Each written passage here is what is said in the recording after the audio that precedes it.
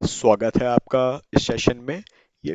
Session हमारा है सीटी रेशियोज और वीटी रेशियोज को इसका जो सॉफ्टवेयर है इसरजी प्रो उसके थ्रू कैसे सेट करें। तो सबसे पहले आपको रिले को कनेक्ट कर लेना है ई सेटअप इसरजी प्रो सॉफ्टवेयर के साथ।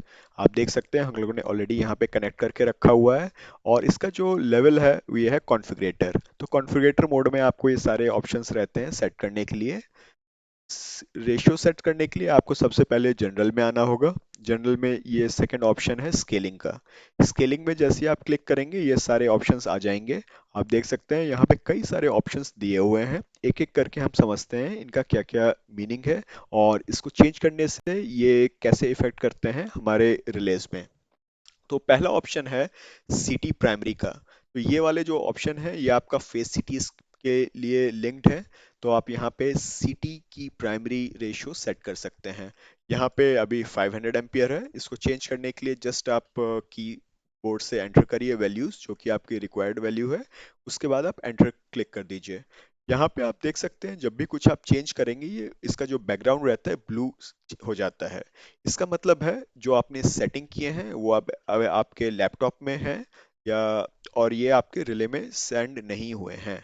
आपको कोई भी वैल्यूज को राइट करना है उसके लिए आपको यहाँ पे जो ऑप्शन दिया हुआ है राइट इसमें क्लिक करना होगा या फिर आप F10 की को भी प्रेस कर सकते हैं ये सेटिंग्स सेंड करने के लिए रिले में। जैसे ही हम लोग ने राइट में क्लिक किया आप देख सकते हैं ये सेटिंग का जो बैकग्राउंड था ब्लू से व्हाइट हो गया है। इसका मतलब ये सेटिंग हम लोग ने राइट कर दी है डिवाइस में। अगला ऑप्शन है आपका सिटी सेकेंडरी का। आप 1 एम्पियर या 5 ampere as per the requirement यहाँ पे सेट कर सकते हैं। अगला सेक्शन जो है हमारा वीटी रेशियोज के लिए है, जो कि हमारा फेस वीटीज के लिए रहता है। यहाँ पे आप इसका प्राइमरी सेट कर सकते हैं। अभी जैसे कि ये 33 केवी के लिए है, इसको चेंज करके अगर कोई और वैल्यू करना है फॉर एग्जांपल 11 केवी तो वो भी किया जा सकता है। उसके लिए आप यहाँ पे कर्सर ले जाइए, कीबोर्ड में जो वैल्यू है आप एंटर कर दीजिए। ये आप देख लीजिए यहाँ पे फिर से ब्लू कलर का बैकग्राउंड हो गया है। इसका वही मतलब है कि हम लोग ने जो सेटिंग किया है वो यहाँ पे अभी से सॉफ्टवेयर तक है, डिवाइस में राइट नहीं हुई है। राइट करने के लिए आपको यहाँ पे फिर राइट बटन दबाएंगे, ये वैल्यू राइट हो गई है। इसके बाद आता है वीटी सेकेंडरी का ऑप्शन, जिसमें कि आप जो भी आपकी वीटी सेकेंडरीज है आप यहाँ पे राइट कर सकते हैं। मोस्ट ऑफ द केसेस में ये 110 रहता है तो वही हम लोग का भी सेटेड है। अगला ऑप्शन आता है वीटी वाई सेकेंडरी का। तो ये जो फंक्शन ऑप्शन है ये आपका डायरेक्टली लिंक्ड होता है वोल्टेज मेजरमेंट मोड के साथ। आप देख सकते हैं यहाँ पे कई सारे वोल्टेज मेजरमेंट मोड्स दिए हुए हैं और क्योंकि ये खुद में इतना लंबा टॉपिक है इसलिए हम लोग ने इस वोल्टेज मेजरमेंट मोड के ऊपर एक अलग से वीडियो शूट किया हुआ है जिसमें हम लोग एक एक टॉपिक पे डिस्कस कर रहे हैं कि क्या ऑप्शंस हैं और कैसा इम्पैक्ट पड़ता है। तो इन शॉर्ट आप देख सकते हैं अभी 3 LN LLY ऑप्शन यहाँ पे सेटेड है। उसके अकॉर्डिंगली जो ब्रेकर का दूसरा साइड है LLY, उसका सेकेंडरी सेट करने के लिए यहाँ पे ऑप्शन दिया हुआ है क्योंकि ये फेस टू फेस वोल्टेज होता है सेकेंडरी। तो इसलिए ये भी 110 रहता है और वही हम लोग का यहाँ पे वैल्यू सेट है। ये ऑप्शन आपका दिया हुआ है अर्थ फॉल्ट की जो कॉइल होती है उसको सेटिंग के लिए। इसको हम लोग I01 कॉइल बोलते हैं।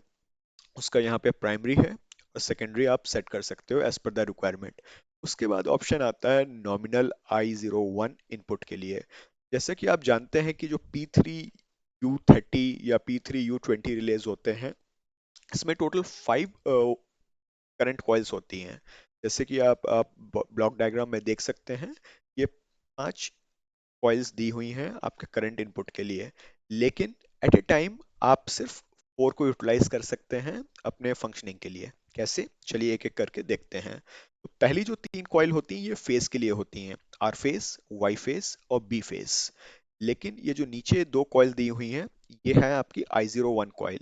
जो ऊपर वाली कॉइल है ये है आपकी 5 एम्पियर के लिए और नीचे है 1 एम्पियर नॉमिनल के लिए।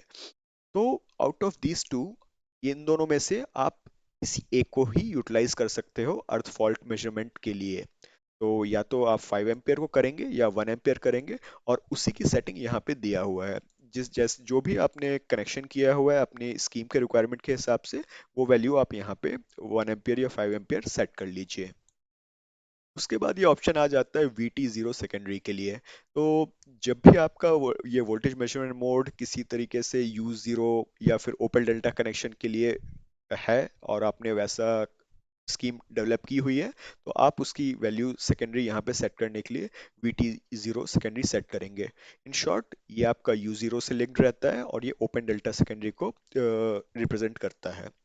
इसके बाद ऑप्शन आ जाता है इनेबल फेज रोटेशंस के लिए। तो आप जानते ही होंगे थ्री फेज सिस्टम में R phase Y phase B phase ये आपस में 120 डिग्रीज अपार्ट रहते हैं, और कोई भी प्रॉपर फेज सीक्वेंस हम लोग R phase Y phase B phase बोलते हैं। इन केस आपका फेज रिवर्स हो गया है, जैसे कि आर फेज बी फेज और वाई फेज कनेक्शन हो गया है, तो आपको इसमें कनेक्शन चेंज करने की जरूरत नहीं है। आप ये वाला जो ऑप्शन है इनेबल फेज रोटेशन, इसको क्लिक करते हुए ये सारी सेटिंग्स कर सकते हैं। ये ऑप्शन क्लिक करने से आपका जो फेज रहता है करंट और फेज वोल्टेजेस ये दोनों के लिए रिफ्लेक्ट होता है, जैसे ही आप ये ऑप्शन चेंज करते हैं। इसके बाद ऑप्शन आता है फ्रिक्वेंसी एडेप्टेशन मोड के लिए। यहाँ पे आपके तीन ऑप्शंस हैं, ऑटो, मैनुअल और फिक्स्ड। एक एक करके समझते हैं इन तीनों में क्या क्या डिफरेंट ऑप्शंस रहते हैं। जब आपका ऑटो मोड रहता है तो रिले जो मेजर्ड वोल्टेज है उसके अकॉर्डिंगली ऑटोमेटिकली नेटवर्क फ्रिक्वेंसी को अपडेट कर लेता है, और इसको अप्रोक्सीमेटली 45 सेकेंड्स लगते हैं ये एक्टिविटी करने के लिए। और जो आपके P3U30 रिलेज होते हैं उसमें वोल्टेज इनपुट के बेसिस में ये एक्टिविटी होती है। आप और देखेंगे कि जो P3U20 रिलेज है उसमें तो फेज वोल्टेजेस होते नहीं है, तो ये जो है एडेप्टेशन फ्रिक्वेंसी का, ये करंट इनपुट्स पे होता है। उसके बाद अगला ऑप्शन आ जाता है मैनुअल का। मैनुअल में क्या होता है कि आप ये जो नीचे ऑप्शन देख रहे हैं एडाप्टेड फ्रीक्वेंसी का, आप यहाँ पे मैनुअली सेट कर सकते हैं। जो भी आप यहाँ पे मैनुअली सेट करेंगे अकॉर्डिंगली ही वो आपका फ्रीक्वेंसी ले लेगा। और ये जो वैल्यू है इसको वो चेंज नहीं करता है, आपकी मेजर फ्रीक्वेंसी कोई डिफरेंट है तब भी। तो यहाँ पे आप इजिली मैनुअली यहाँ पे सेट कर सकते हैं।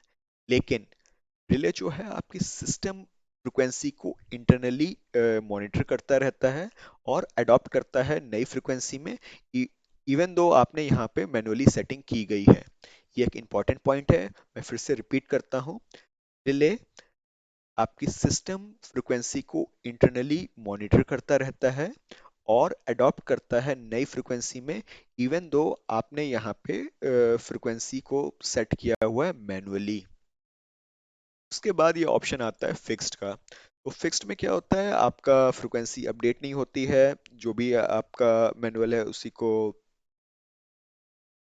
रहता है सेट वैल्यू। और इस तरीके का ये फिक्स्ड वैल्यू हम लोग जनरली रिकमेंड करते हैं आपका लाइन डिफरेंशियल मोड में, जो कि आपका केबल डिफरेंशियल में यूज होता है। और उसके बाद ये लास्ट ऑप्शन आ जाता है एंगल मेमोरी ड्यूरेशन का। जो एंगल मेमोरी ड्यूरेशन का यूज है बेसिकली आपका ये टाइम सेटिंग है, डायरेक्शन मतलब ये सेटिंग है आपका डायरेक्शनल ओवर करंट के लिए। आप देखते होंगे कि डायरेक्शनल ओवर करंट के लिए एंगल्स होना जरूरी है। तो जब आपका सिस्टम वोल्टेज कोलैप्स हो जाता है तो आपका जो फेज एंगल्स है उसको ये फिक्स रखता है, जो कि आप यहाँ पे एंगल मेमोरी ड्यूरेशन में आपने टाइम सेट किया हुआ है। तो ये सारी सेटिंग्स थी हमारा सीटी रेशियो और पीटी रेशियो में सेट करने के लिए, जो कि जनरल के अंदर स्केलिंग में आती है। इसी तरीके से हम लोग और भी वीडियो शूट करते रहते हैं। इन केस आपको कोई स्पेसिफिक टॉपिक पे वीडियो चाहिए तो जरूर हमें कमेंट करिए, अकॉर्डिंगली हम लोग उसको वीडियो शूट करके अपलोड करेंगे। Thank you.